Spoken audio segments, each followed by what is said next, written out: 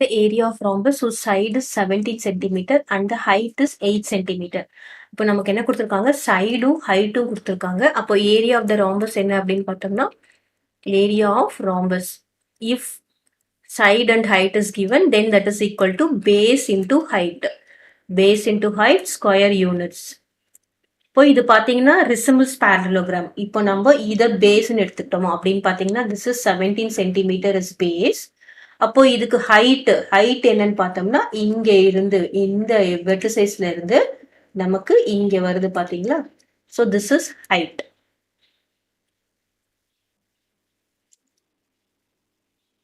கிளியரா? இப்ப இதுதான் நமக்கு ஸ்ட்ரெயிட் லைன் ஃபார்ம் ஆகும். நம்ம அதுக்கு அது இல்லாம இங்க இருந்து இங்க நம்ம கனெக்ட் பண்ணணும். For example it is mark it as ABCD.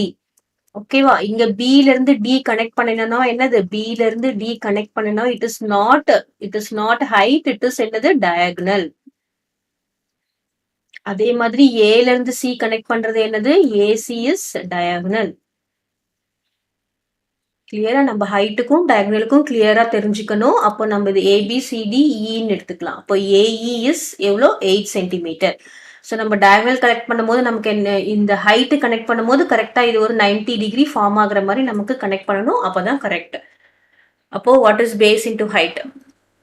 Base into height is 17 centimeter multiplied by 8 centimeter.